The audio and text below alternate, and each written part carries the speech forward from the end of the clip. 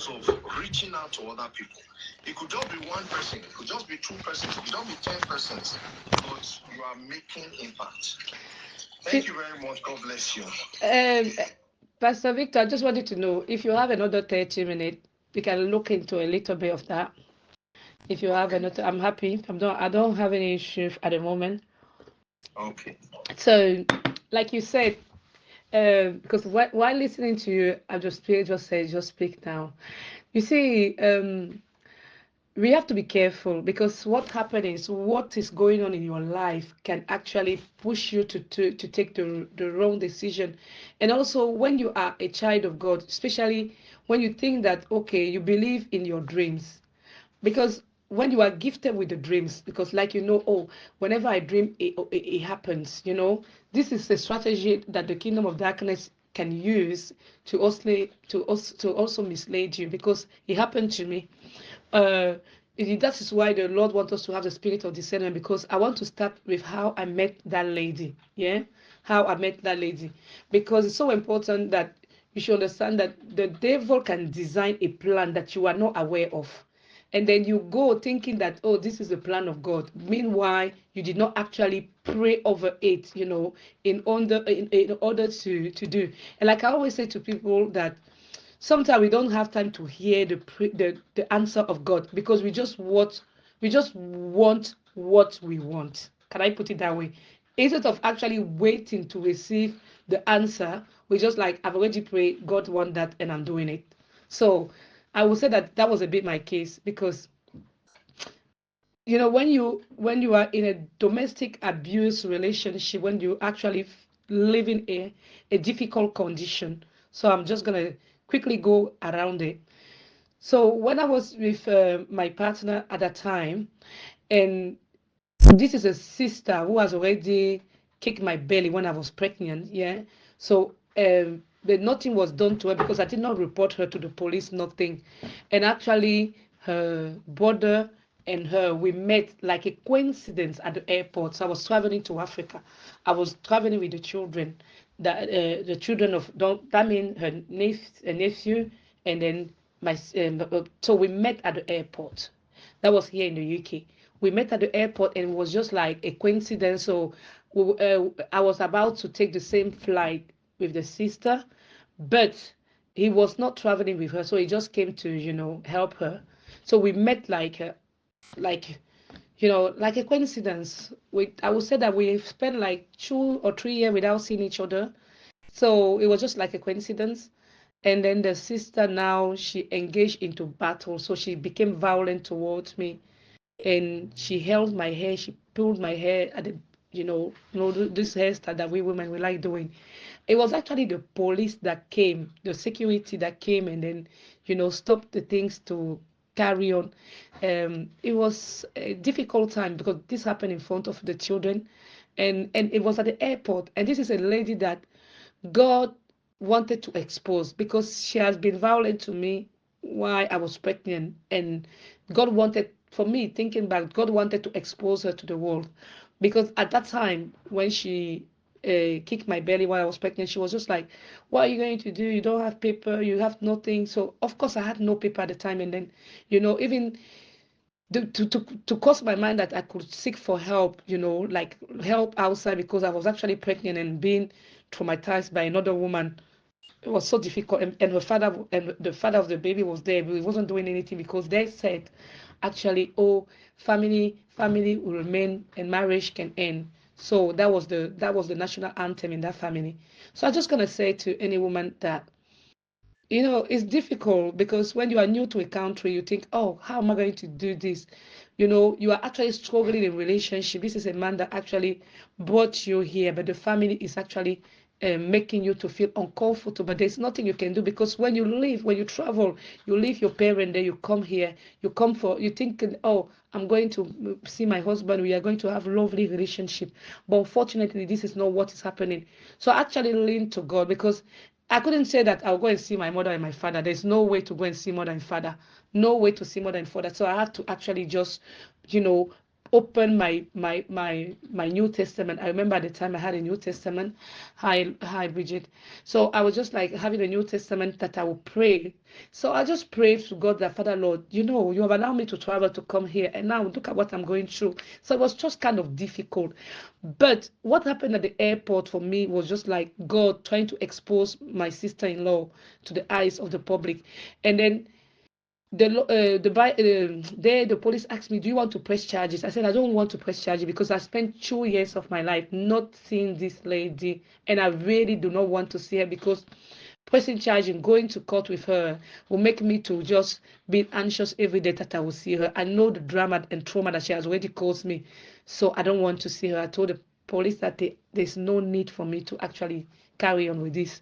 So the police said that because it occurred in a public space, they still need to ask a question about whatever happened, because at the end of the day, it's not an acceptable behavior, and she should not be assaulting people like that, because that occurred in at the airport, Gatwick Airport.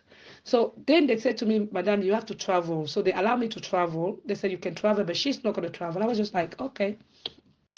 So why, carrying the suitcase in order to arrive, the gate was closed, so I was not able to enter the airplane. But it was a good thing, because at the end of the day, when you are here in outside here abroad, you are protected. If something happened like that, like the fight that occurred, the police can stand and help you.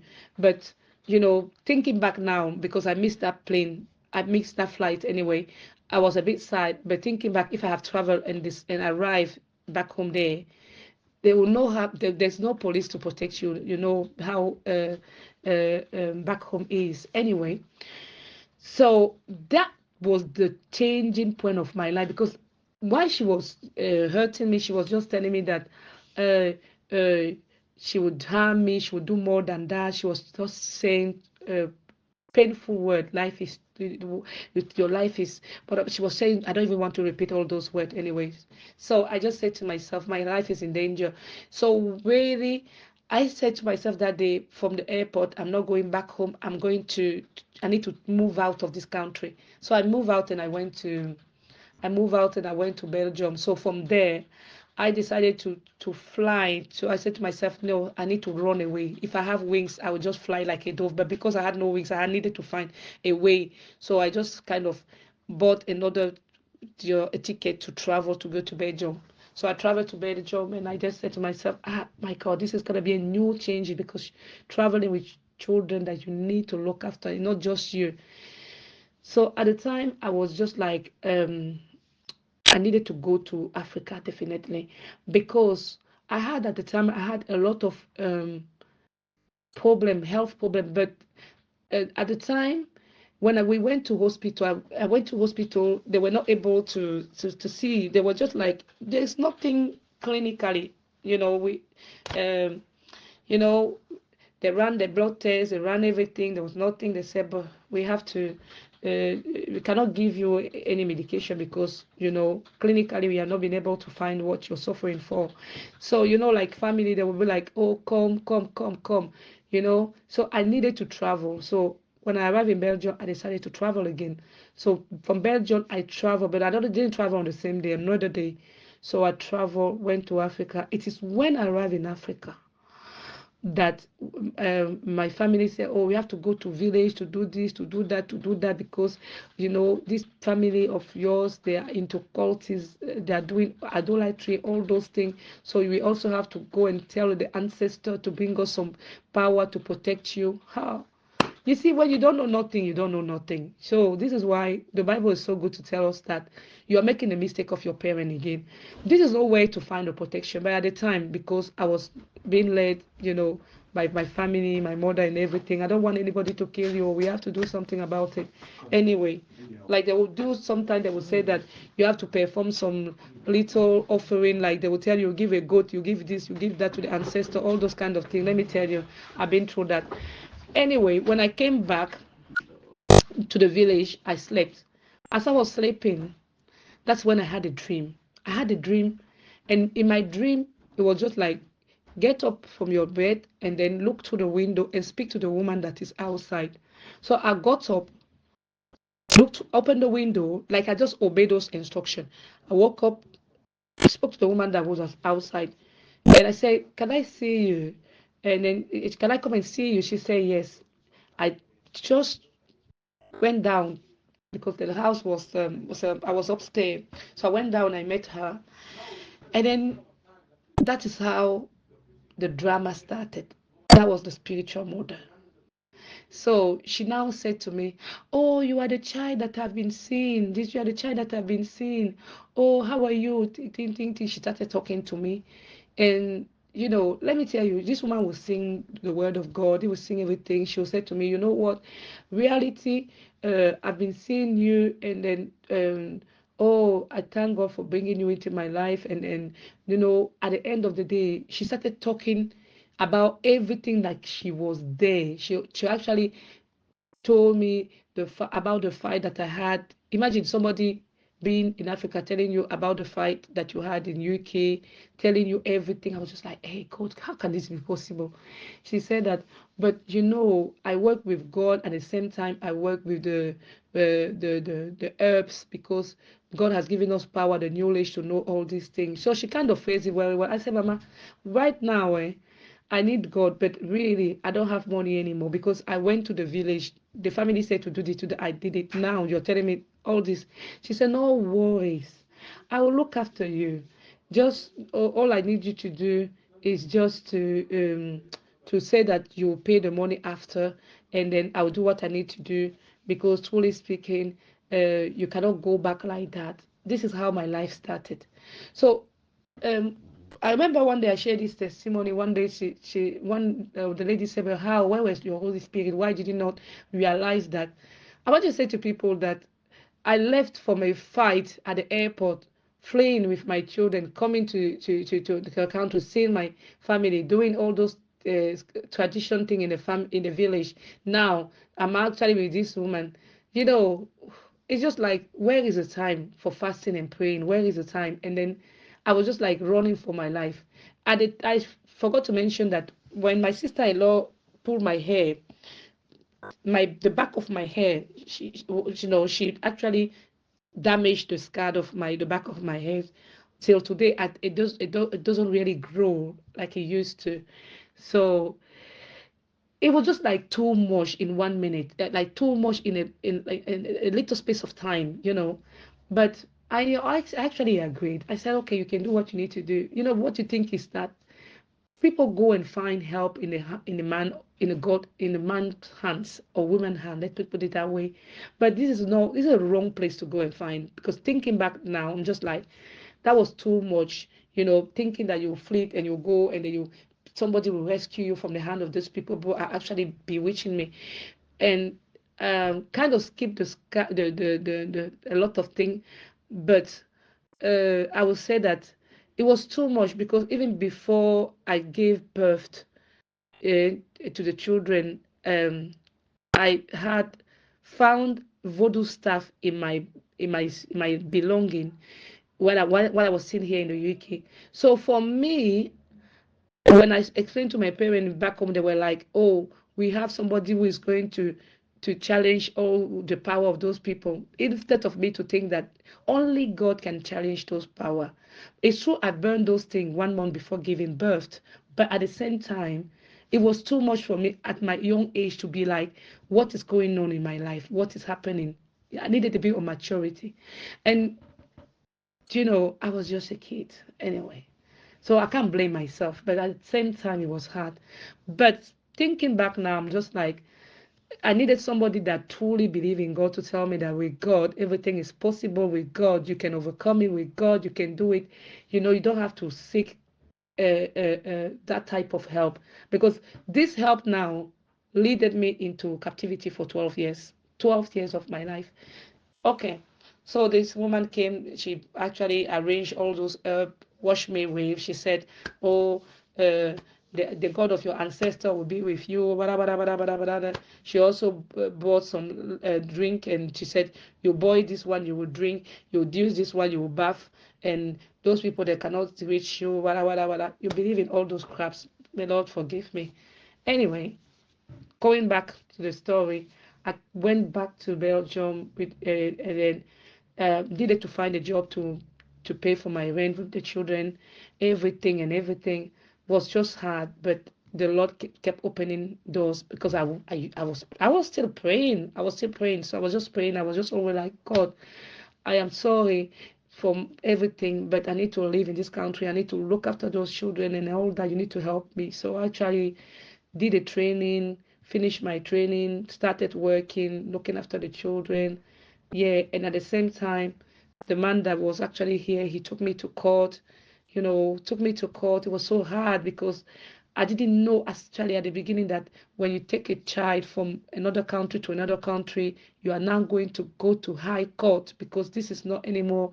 This is like a high court between two countries.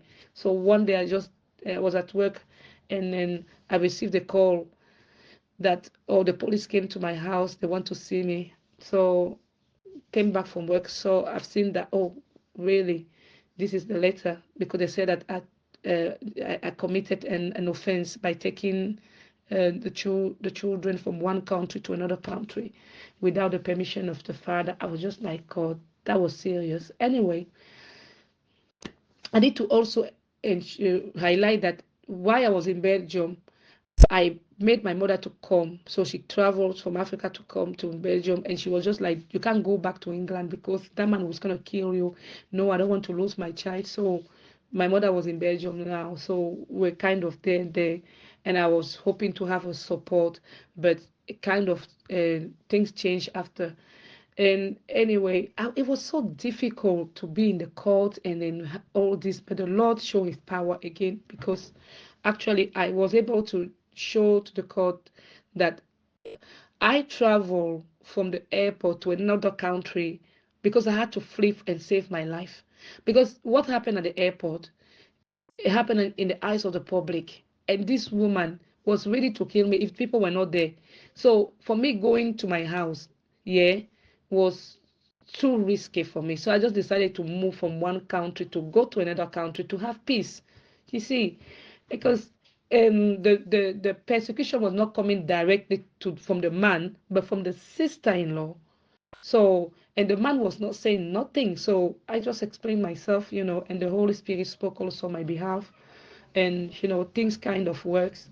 And the Belgium court decided not to return me, because they were ordained to return me to the UK. So that, like, sending me back to the UK with the children. The Belgium court said no. The court of Hay, they call it Hay Court, yeah. They said they're not going to do it. So it was now between two countries, they were fighting. So kind of stay there till everything becomes settled a bit. Then I decided to return back to the UK 5 years after. So it was a bit hard. So during that time, this woman called spiritual mother, she kind of played her role so well. She was just calling me, singing for me, singing church song, uplifting me, like, oh, it will be okay tomorrow, everything, like making me to be comfortable, saying that God is not going to abandon you and you are a child of God. At the same time, she was actually, time to time, I needed to pay the money. Then one day I say, I've been giving you money. How much is the treatment that you will finally say that you will work on me? Remember, I said I agreed to pay, but she didn't even tell me how much I needed to pay. I said, Mom, how much I'm actually owing you? Because truly speaking, you did your treatment. Now, since I came. An office. Huh? I said she opened an office. This is the issue. So I said, how much? She said, don't look after money, no. Our relationship is better than money. So if I'm just asking you money, is because I want to do something. I can see things that I don't want to frighten you, but there are things that if I see, I have to work to actually stop those things from happening to you. What are you seeing?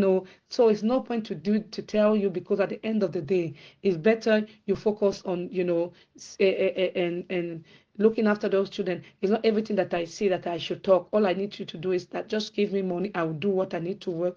You see, that was the kind of regular song, you know.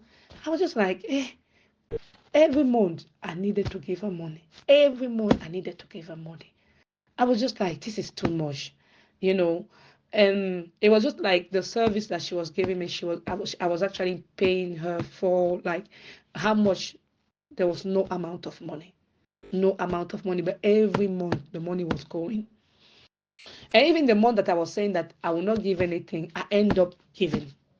I end up giving. So it was just like she had power over my money.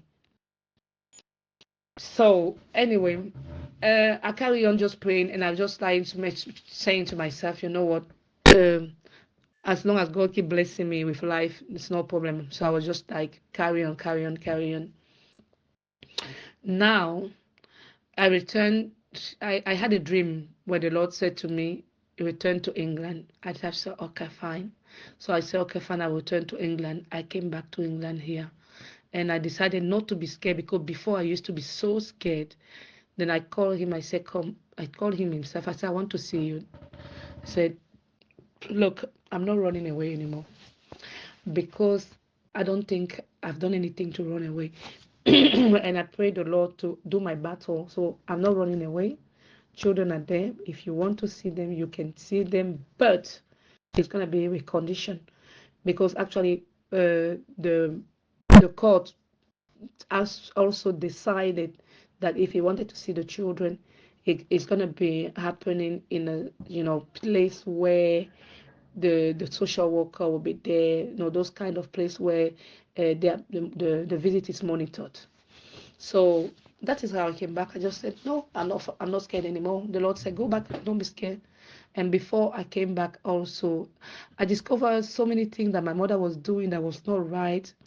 I just said to myself, you know what, sometimes you think, because I've been adopted here, and I was so happy, because I was just like, okay, sometimes as an adopted child, sometimes you think that, oh, I can still have my mother next to me, but seeing the things, the kind of support that my mother was giving me, my real mother, compared to my mother that I have here in UK, the love, I don't have to compare, but I must compare, because the way my mother here in the UK, the one who adopted me, the way she treated me better than my biological mother.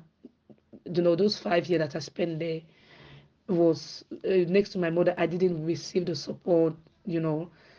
It's true. At the beginning, she was just like, I don't want anybody to kill you. Come. You need to move the country. I was just like, okay, fine. My mother is concerned about me, but why I stay there?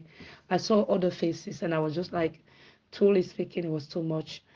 So I just decided to return. I came back here. I was so happy to be back here, but still, that spiritual mother was still there. She was still there. So now came marriages. Marriage came.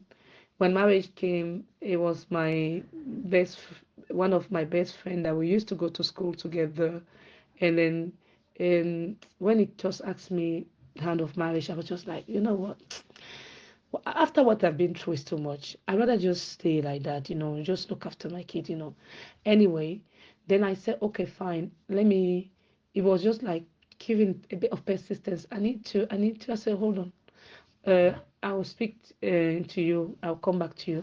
Then I said, can you go and see my auntie? Because now this woman has been in my life for like, she has been like for 7 years now.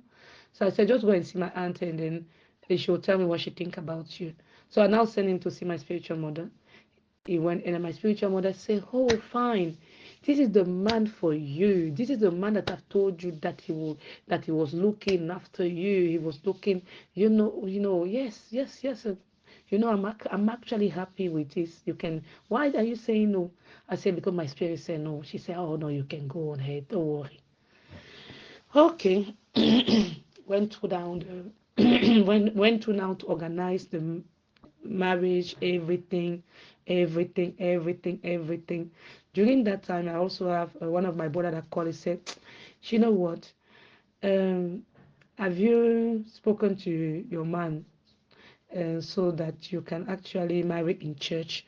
I said, okay, I will speak to him. So I spoke to him. He said, no, his parents married at church when they were older. So he preferred to marry also like this parent. I don't know why I was so blind, but obviously, uh, I was just like my spiritual mother-in-law said, "Don't worry, do what your husband say. If your husband said he wants us to marry when you are," instead of thinking, okay, what does the Bible say? Well, I just went ahead. It was just like I was like bewitched. I was actually bewitched because I'm not gonna lie to you. Their decision that I Called manipulation. It is called manipulation. Manipulation. Yeah. So I was just like, it was just like I was not taking decision for myself. There was a time I used to ask her, I used to call her, I said, can I just ask you one thing? I feel like my head is not, I might bewitch. Somebody bewitched me. She was like, oh, speak to your God, he will answer you. I said, how can you say speak to your God? You are my spiritual mother. You just need to speak to me. But it took time for me to realize now looking back that she actually bewitched me because it wasn't natural. It wasn't natural. And because she knew also that I kind of put a barrier to how much money I would give her, because there was a time I said enough is enough. I can't be sending money like that to somebody every month, every time. She was just every time she was bringing me story. And then I was just like, oh, if we have to do what you have to do you have to do with money and all that? Anyway, it's after that I realized that she brought actually uh, my husband into my life so that she can take more. She was very manipulative, but I didn't know because thinking that during the time of my weaknesses, she will be singing all the praising song of the God to me, you know, being caring, showing attention, showing all these things. But I didn't know that all these were just, manipulated way to reach all the strategy that she was using. Anyway, mm, that is it. I would love to. How long have I been on live now? Because what happened is when the loud is too long, after you cannot. I want to say something. Yeah.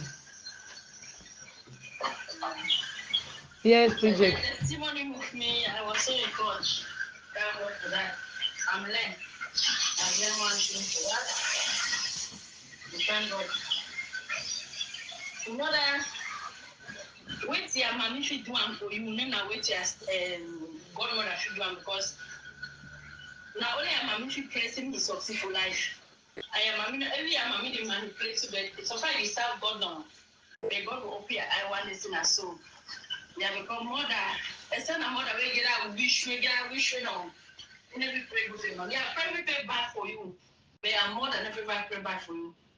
I must succeed for life. I got the example where I come for Kuwait. The battle for Kuwait will be easy. I know get no man for stand with them. All friends around me, but I stand for Jesus. I said, Jesus, simply I command.